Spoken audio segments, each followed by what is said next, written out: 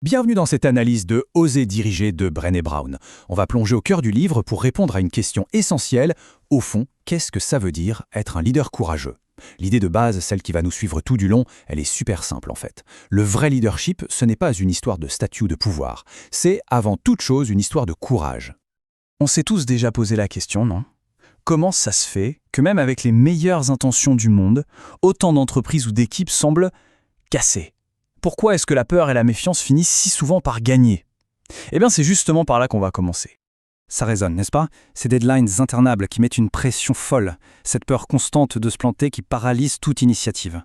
Cette mentalité de « nous contre eux » qui divise les services. Ou encore ce sentiment de ne jamais être vraiment reconnu pour son travail.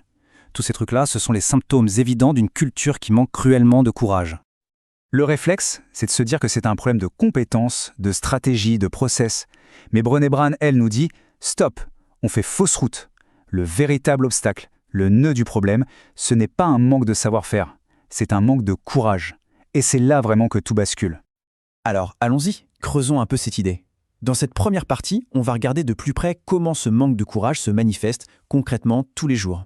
Et comment la peur peut devenir une véritable prison qui bloque le potentiel de toute une organisation. L'un des pires poisons dans une entreprise, c'est ce que Brown appelle la pensée binaire. C'est cette tendance à tout voir en noir et blanc, à créer des clans, les opérations contre le marketing, les créatifs contre les financiers. C'est extrêmement dangereux parce que ça enferme les gens dans des boîtes et ça les empêche de collaborer pleinement.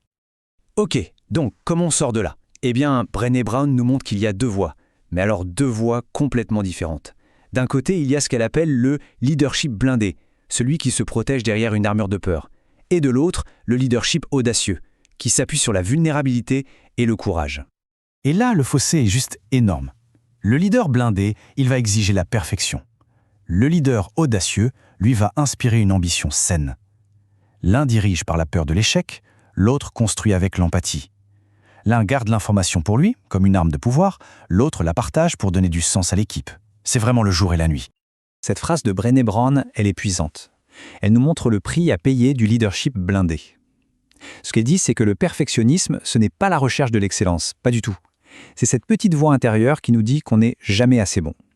Et cette petite voix, elle est toujours accompagnée de son ombre, la honte. D'accord, mais alors comment on fait pour devenir ce leader audacieux? La clé, elle est dans un mot qui fait souvent un peu peur, la vulnérabilité.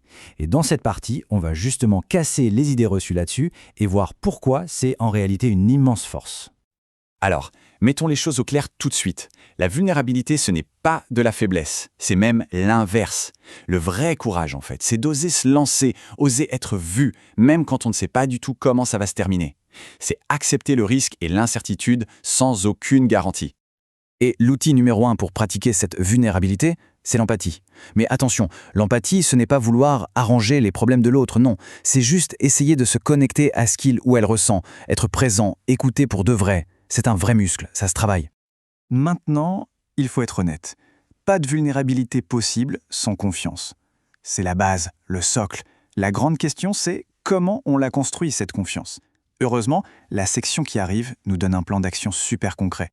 Souvent, on voit la confiance comme un truc un peu flou, un sentiment. Mais en fait, pas du tout. C'est la somme de plein de petites actions, de petits gestes, qui, jour après jour, la construisent ou la démolissent en une seconde. Et Brené Brown nous donne un outil génial pour la décortiquer. Et cet outil, c'est un acronyme, BRAVING. Chaque lettre, c'est une brique de la confiance. Le B pour Boundaries, les limites. Le R pour Reliability, la fiabilité.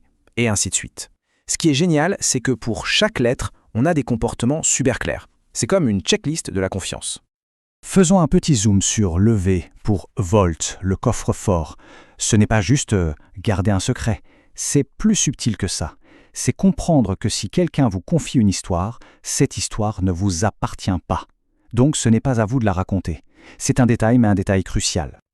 Et cette citation résume tout parfaitement. C'est le serpent qui se mord la queue, mais dans le bon sens du terme. Pour oser être vulnérable, il faut un minimum de confiance. Et pour construire une vraie confiance, il faut oser être vulnérable. L'un ne va pas sans l'autre. Bon, tout ça c'est bien beau, mais concrètement on fait comment? Comment on transforme ces belles idées en action tous les jours? C'est ce qu'on va voir maintenant. Comment rendre ces valeurs opérationnelles? Alors la méthode est super simple, mais hyper efficace.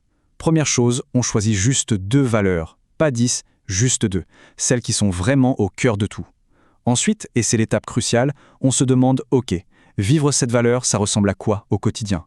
Et on liste 3 ou 4 comportements concrets. Enfin, on fait l'inverse. On liste les actions qui, au contraire, trahissent cette valeur. Les valeurs écrites en gros sur un poster dans la salle de pause ou sur un site web, honnêtement, ça ne sert à rien. Une valeur, elle n'existe vraiment que si on la voit dans les actions, dans la manière de prendre une décision, de faire un retour à quelqu'un.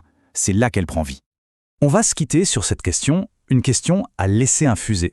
Imaginez un instant, si les leaders, et en fait c'est tout le monde, osaient un peu plus de courage, de vulnérabilité, d'empathie au travail, qu'est-ce que ça changerait vraiment pour les équipes, pour les organisations, et finalement pour soi-même. Voilà tout le défi que nous laisse oser